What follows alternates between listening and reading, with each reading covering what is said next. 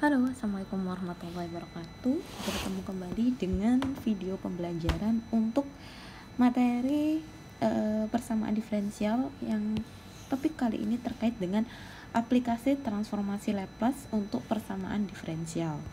Jadi kalau dua video terakhir itu terkait dengan apa sih transformasi Laplace, bagaimana mentransformasikan suatu persamaan ke dalam bentuk Laplace. Kemudian video selanjutnya itu inversi balik atau transformasi balik atau inverse dari Laplace. Nah, yang sekarang bagaimana aplikasi transformasi Laplace ini terutama khususon gitu ya untuk penyelesaian persamaan sistem persamaan diferensial.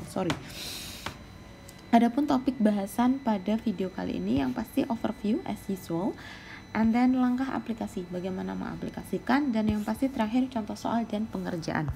Langsung aja. Bagaimana sih transformasi Laplace dapat digunakan untuk penyelesaian persamaan diferensial? Konsepnya itu adalah persamaan diferensial yang memiliki nilai awal atau initial conditions.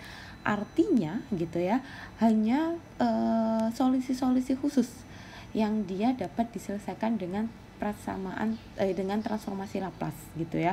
Berarti kalau kita flashback gitu ya ke materi sebelumnya gitu ya, biasanya kan kalau persamaan biasa gitu ya pasti akan muncul konstanta baik C maupun K gitu ya, karena kita tidak tahu gitu ya berapa nilai C dan K-nya. Nah, kita sudah belajar juga bahwa yang namanya solusi itu ada solusi umum dan solusi khusus gitu ya.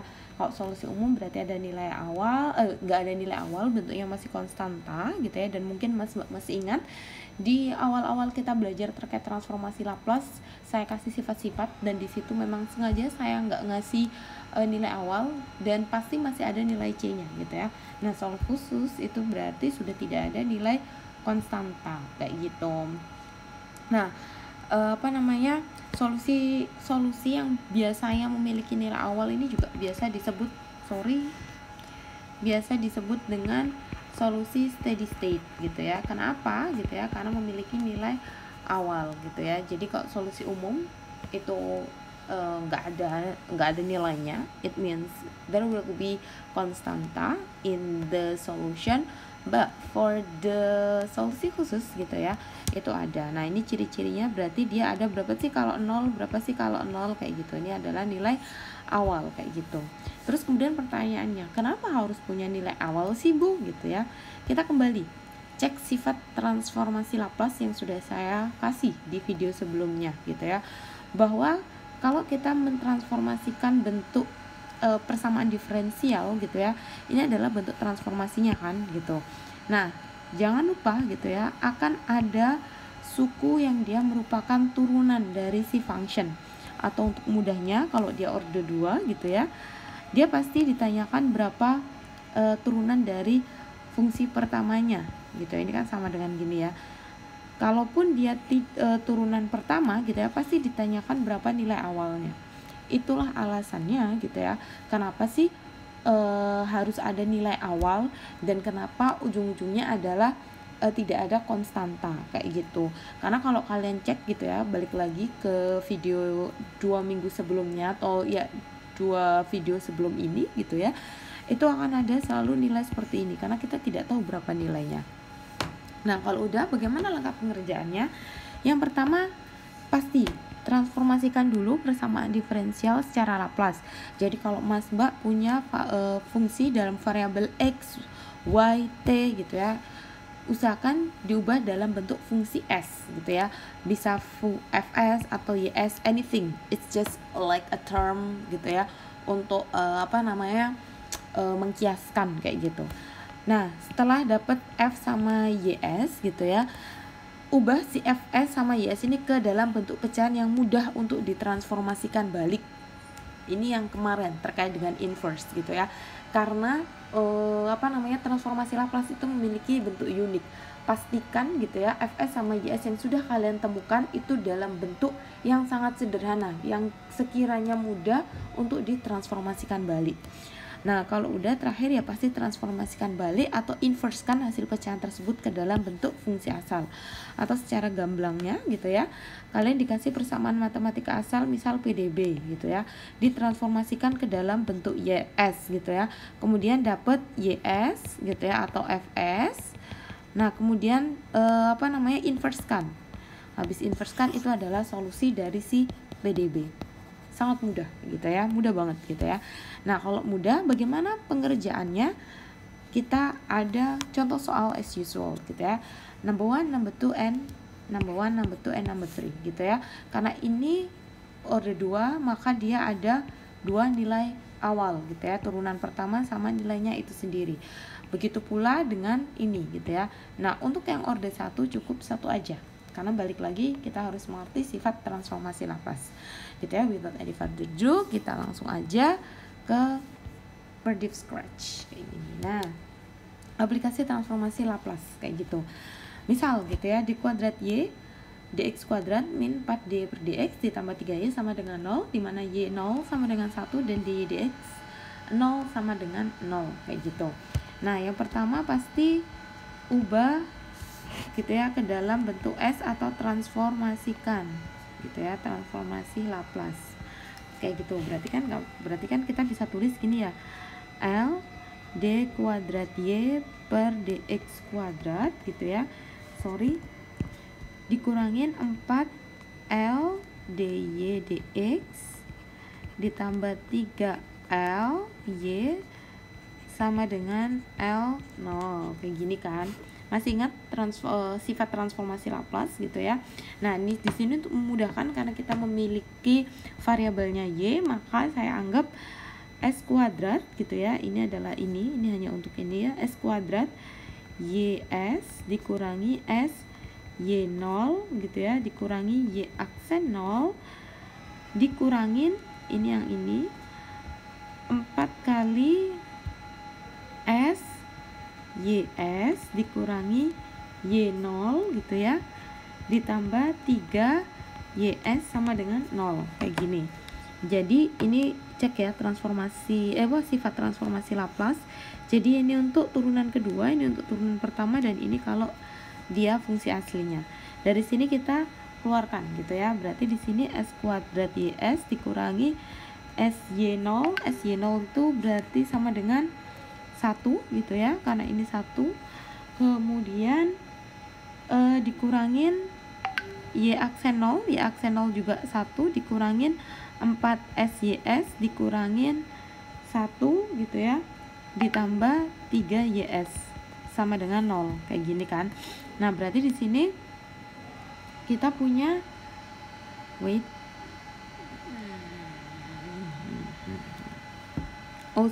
tuh 4 ya. Ini tuh 4. Berarti di sini 4. Ya kan, di sini 4. Kemudian plus ya. Oke. Berarti di sini S kuadrat YS dikurangi S dikurangi 4S YS ditambah 3 ditambah 3YS sama dengan 0 kayak gini kan. Nah, ini kan bisa tuh kita keluarkan YS kuadrat sama dengan S kuadrat min 4S ditambah 3 gini kan, dikurangin S ditambah 4, 3 atau 4 nih. Wait, tunggu dulu bentar ya.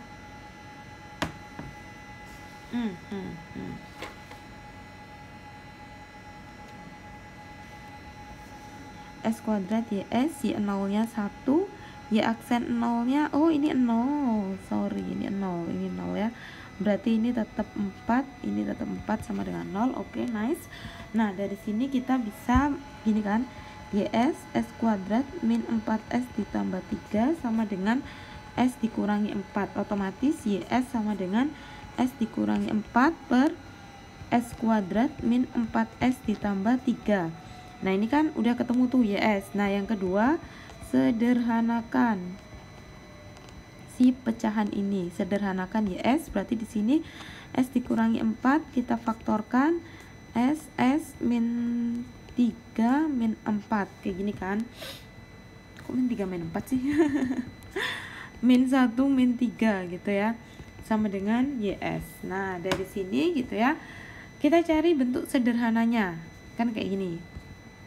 Bentuk sederhananya berarti masih ingat gitu ya, kita bisa misalkan menjadi A dan B. Berarti di sini S-1 ditambah S-3 gitu ya. Berarti di sini A, di sini B. Otomatis kita kalikan silang, A S-3 ditambah B S-1 gitu kan, sama dengan S-4 gitu ya untuk pembilangnya. Kita cari pembilangnya untuk mendapatkan koefisien A dan B gitu ya. Berarti di sini AS min 3A ditambah BS min B sama dengan S min 4. Kayak gini kan. Nah, dari sini kita samakan gitu ya. A ditambah B itu S min 3A ditambah B sama dengan S min 4. Kayak gini kan kita bisa juga gitu ya, selesaikan A plus B berarti sama dengan 1 kan, karena ini 1 gitu ya. Berarti di sini 3A plus B sama dengan 4 dikurangin gitu ya. Berarti di sini min 2A sama dengan min 3A sama dengan 3/2 gitu ya. Berarti di sini kita tahu bahwa B sama dengan 1 dikurangi A kan. Berarti B sama dengan 1 dikurangi 3/2, berarti B sama dengan setengah, minus setengah kayak gitu. Otomatis kita tahu gitu ya bahwa YS sama dengan gitu ya, tadi berapa, A per S-1 ditambah B S-3. A nya berarti 3/2 1 S-1 dikurangin setengah 1 S-3. Berarti ini adalah bentuk sederhana dari YS gitu.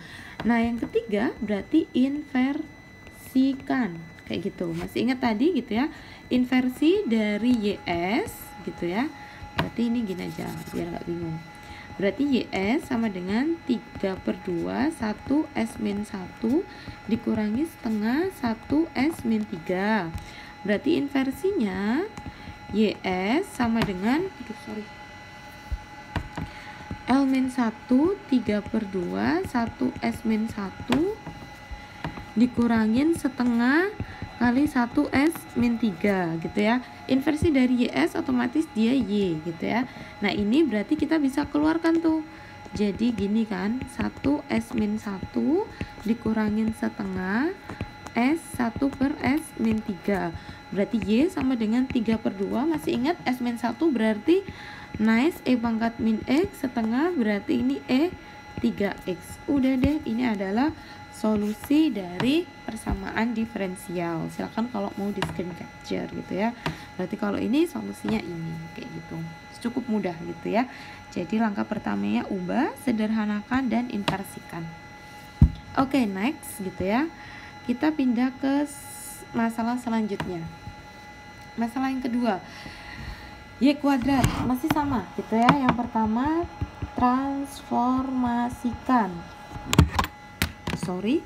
transformasikan berarti di sini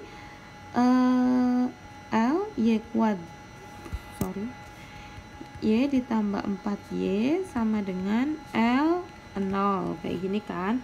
Berarti di sini kita punya L Y ditambah 4 kali L Y sama dengan 0. Berarti di sini S kuadrat YS dikurangi S Y0 dikurangi Y aksen 0 ditambah 4 kali YS sama dengan 0. Di sini S kuadrat YS dikurangi S kali Y0 nya 2 dikurangi Y0 nya 2 ditambah 4 YS sama dengan 0. Berarti di sini S kuadrat YS minus 2S minus 2 ditambah 4YS sama dengan 0. YS kita keluarkan jadi S kuadrat ditambah 4 dikurangi 2S min 2 sama dengan 0. Kayak gini kan. Nah dari sini gitu ya, kita bisa keluarkan YS S kuadrat ditambah 4 sama dengan 2S ditambah 2. berarti YS sama dengan 2S ditambah 2 per S kuadrat ditambah 4. Udah ketemu tuh gitu ya. Sekarang yang kedua itu cari bentuk sederhananya.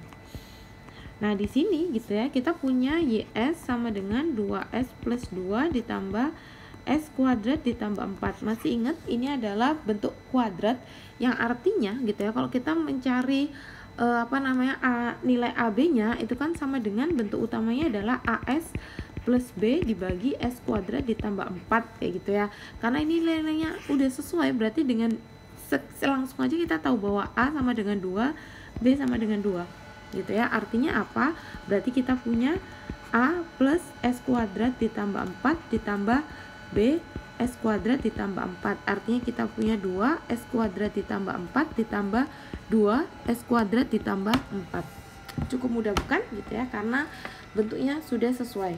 Nah, kalau udah gitu ya, berarti kita inverse-kan gitu ya. Inverse berarti di sini YS sama dengan 2 S kuadrat ditambah 4 ditambah gitu ya, ini 2S gitu ya. AS ini 2S gitu ya. Ini jadi kan kayak gini, AS ditambah B 2S ditambah 2S kuadrat plus 4. Berarti integral inverse dari YS sama dengan 2 L-1 S kuadrat ditambah 4 ditambah L pangkat 1 2 S kuadrat ditambah 4 kayak gini. Ini adalah Y gitu ya, 2 kali, masih ingat S, kalau S nice itu ada cos 2X ditambah sin 2X. Udah deh, ini adalah solusinya. Cukup mudah bukan? Nah, ini untuk yang nomor 2 gitu ya. Kalau nomor 3 ini super cepat banget gitu ya. Berarti di sini kita punya L Y aksen min 5Y sama dengan L E 5X kayak gini kan. Berarti di sini kita punya Y aksen minus 5 Y sama dengan E 5X gitu ya. Berarti di sini SYS dikurangi Y0 dikurangi 5YS sama dengan 1S min 5 gitu ya. SYS dikurangi 0 dikurangi 5YS sama dengan 1S min 5. Berarti di sini kita punya kita punya YS kan habis ya. YS dikeluarkan S dikurangi 5 sama dengan 1S min 5. Berarti YS sama dengan 1S min 5 dikuadratkan. Ini kan pindah ke sini gini ya. Udah, ini udah bentuk sangat sederhana. Berarti kita cukup ditransformasikan. Soalnya YS-nya udah bentuk paling sederhana, berarti kita tinggal inverse kan. Nice. YS sama dengan 1S min 5 dikuadratkan, berarti L pangkat min 1 YS sama dengan L pangkat min 1 1S min 5 dikuadratkan, berarti Y sama dengan masih ingat gitu ya, ini yang kemarin kalau 1S kuadrat sama dengan T gitu ya, dimana 1 per S itu sama dengan E pangkat X, if I'm not mistaken gitu ya. 1 min 1 sama dengan E pangkat ini kayak gini aja deh biar nggak bingung. 1S kuadrat itu sama dengan T, dimana 1S min 5 sama dengan E pangkat 5X. Artinya kalau ada S min 5 ini kan sama dengan T dikali E min 5 berarti di sini X kali 5 E pangkat X. Kembali E pangkat 5X karena ini sama ini. Udah deh, ini adalah hasilnya gitu. Karena di sini dalam bentuk ini ada 2 kali gitu ya. Si S kuadrat sama di dalamnya ini. Berarti tinggal dikalikan kayak gitu. Cukup mudah, yes banget. Kenapa dicoret? Jadi silakan kalau mau screen capture gitu ya. Yang penting langkahnya adalah transformasikan, cari nilai YS atau FS, kemudian sederhanakan ke dalam bentuk pecahan yang sangat mudah diinversekan, bisa diganti, bisa dilihat dengan pembilangnya, karena kalau penyebut itu disesuaikan saja mana penyebut yang merupakan bentuk transformasi. Kalau udah sederhanakan, udah deh dicari gitu ya. Mungkin sekian pembelajaran kali ini. Lagi-lagi practice makes perfect. Kurang lebihnya saya mohon maaf. Wassalamualaikum warahmatullahi wabarakatuh. Have a great day and bye bye.